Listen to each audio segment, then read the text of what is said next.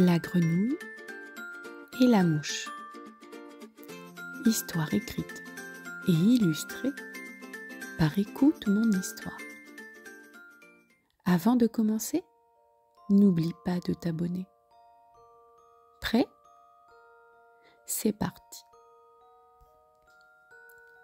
Au bord d'une jolie mare, dans un coin tranquille de la forêt, vivait une petite grenouille verte nommée Gigi.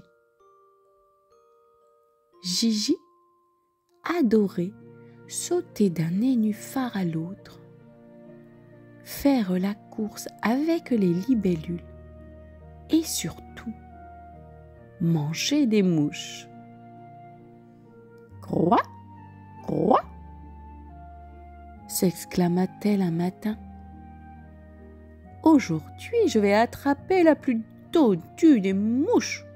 Croix. Elle se cacha derrière une feuille et attendit, la langue prête à jaillir. C'est alors qu'elle la vit. Une mouche, toute noire, aux ailes brillantes comme du verre, qui volait en zigue-zague au-dessus de l'eau. Elle s'appelait Mimi. C'est mon jour de chance, pensa Gigi. À moi le festin. Croix. Mais Mimi était vive et maligne. Elle repéra la grenouille cachée et fit semblant de ne rien voir. Puis d'un coup, elle descendit en piqué et lui chatouilla le nez avec ses ailes. Ah, ah, atchoum! Éternua Gigi, surprise. Ha ha ha ha!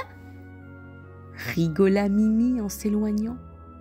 Tu croyais m'avoir? Bzzz. Il va t'en falloir plus que ça.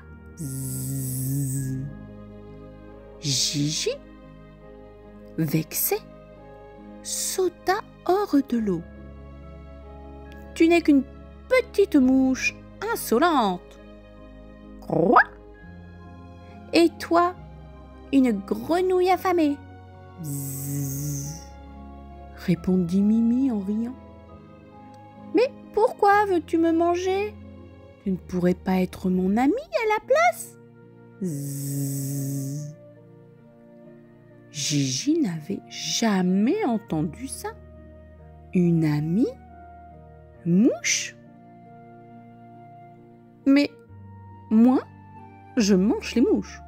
Oh, c'est comme ça. C'est naturel, non? Oh, peut-être, dit Mimi. Mais moi, je ne veux pas finir dans ton ventre. Bzzz. Et j'ai plein de choses à t'apprendre, tu sais. Quoi?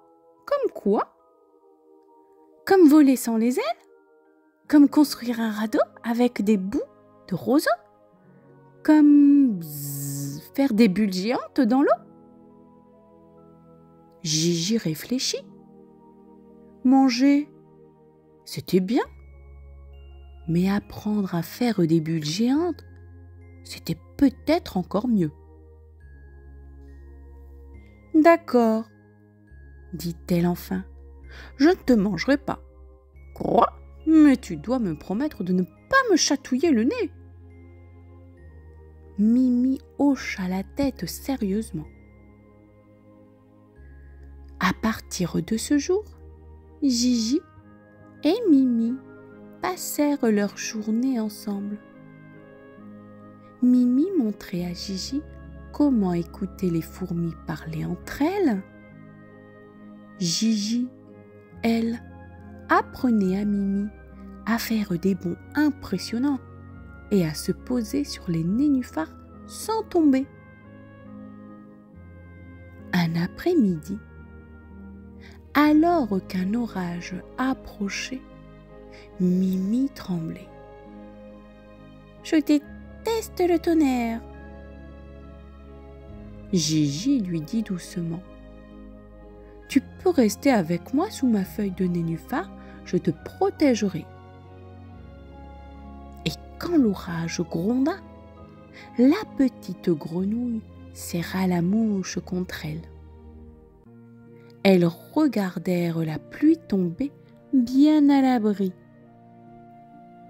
Le lendemain, les autres animaux de la mare furent surpris. Une grenouille et une mouche, amies, ce n'était pas commun. Mais peu importe, chaque jour, Gigi avait moins envie de chasser. Et chaque jour, elle avait plus envie de rire, de jouer, de découvrir. Un matin, en regardant son reflet dans l'eau, Gigi déclara : « Peut-être que je ne suis pas une grenouille comme les autres. Et tu sais quoi, Mimi ? » Bzzz, quoi ? Dit la mouche en se posant sur son nez. Je crois que c'est très bien comme ça. Et elles repartirent toutes les deux, en sautillant et en bourdonnant, vers une nouvelle journée d'amitié. L'histoire est terminée, c'est l'heure des questions. Voici la première question. Pourquoi Gigi voulait-elle attraper Mimi au début de l'histoire ?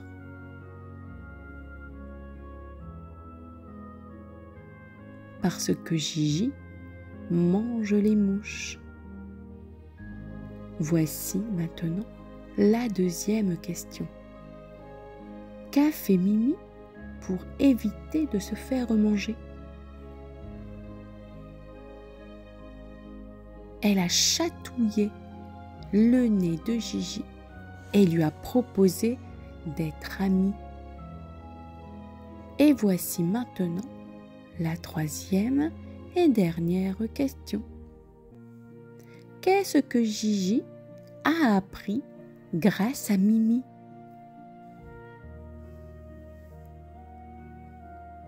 Elle lui a appris à faire des bulles, à écouter les fourmis et découvrir qu'on peut changer ses habitudes.